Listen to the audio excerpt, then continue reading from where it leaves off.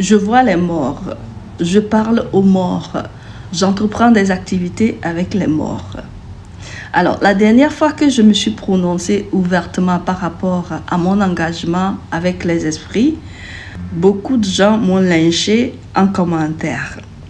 Ceci parce que les religions nous ont lavé le cerveau, nous faisant croire que la vie, on ne la vit qu'une seule fois et lorsqu'on meurt, c'est la fin. Soit on va au paradis ou soit on va en enfer. Écolière, j'aimais ce poème intitulé « Les morts ne sont pas morts ». Pendant longtemps, je n'ai pas compris pourquoi j'aimais ce poème. Ce n'est lorsque je suis spirituellement éveillée que j'ai compris le pourquoi j'aimais ce poème. Parce que les morts ne sont pas morts. Avant de m'éveiller spirituellement, j'ai dû faire face à certaines questions, ce qui est normal. Parce que pour s'éveiller spirituellement, il faut renverser tout ce que tu connais, commencer par questionner, fouiller. Et ce n'est lorsque tu découvres les réponses aux questions que tu te poses que tu es en mesure de t'élever spirituellement. Alors, parmi les multitudes de questions que je me suis posées, l'une des questions était « c'est quoi après la mort? Qu'est-ce qui se passe après la mort? Y a-t-il une vie après la mort ?» Bien naturellement, je ne suis pas la toute première personne à me poser des questions de ce genre. Beaucoup de gens qui m'ont précédé se sont posés de ces questions. Les gens ont trouvé leur solution à ces questions. Certains ont écrit des écrits par rapport à ça.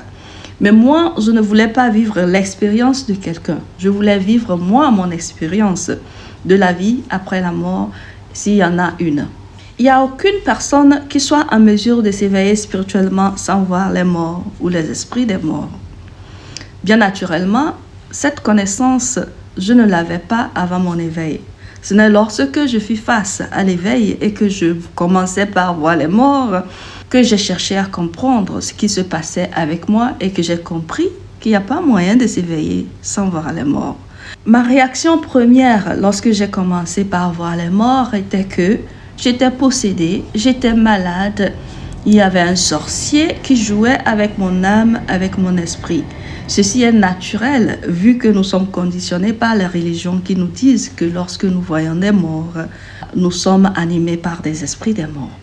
Mais ce que je vivais à travers l'éveil était beaucoup plus fort que ce que la Bible me dit par rapport aux morts. Et pour cela, j'ai opté à croire plutôt à ce que je vis, ce que je vois, ce que j'expérimente, plutôt qu'à ce qui est écrit dans la Bible. Si nous croyons en la théorie de réincarnation, nous sommes tous des morts qui vivent à nouveau. Donc, je suis une morte.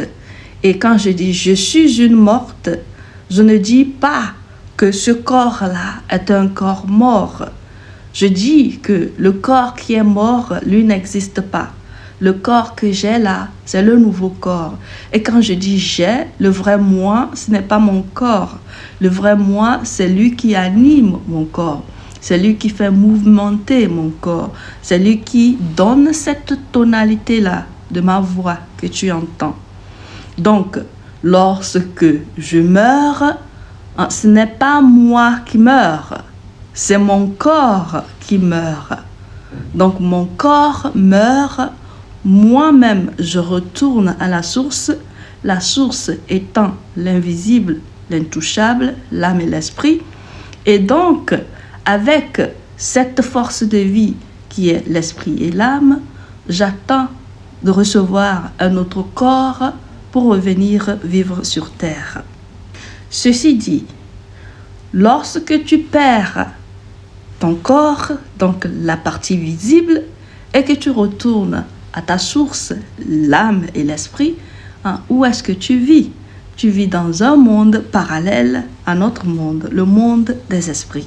En cette forme esprit, c'est-à-dire ta nouvelle forme non visible, non touchable, mais qui existe tout de même dans une dimension spirituelle qui est parallèle à cette dimension physique, il y a possibilité d'avoir accès à cette dimension parallèle, invisible, intouchable, où les personnes qui étaient vivantes, qui ont perdu leur corps et se sont transformées en énergie, en source spirituelle, et causer avec ces personnes entretenir des activités avec ces personnes. Ceci peut être compliqué pour toi de comprendre, mais pour simplifier la chose, lorsque tu dors et tu rêves des morts, ce que tu as fait est que tu as quitté une dimension, celle qui est visible et touchable, et tu es parti dans une autre dimension, une dimension non visible, non touchable, et dans cette dimension, les êtres qui ont perdu leur partie corps et qui se sont transformés en esprit,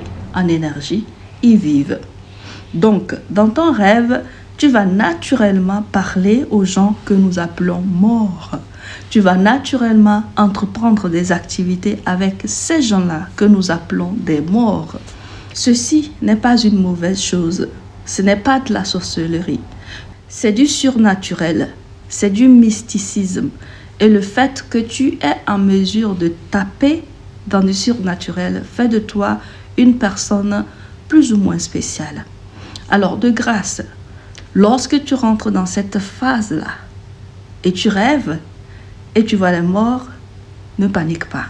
Tu fais partie des personnes chanceuses d'expérimenter une chose supernaturelle pour une compréhension approfondie du mariage de Trinité que nous sommes, le corps, l'âme et l'esprit, et ce qui se passe lorsque l'un des trois s'éteint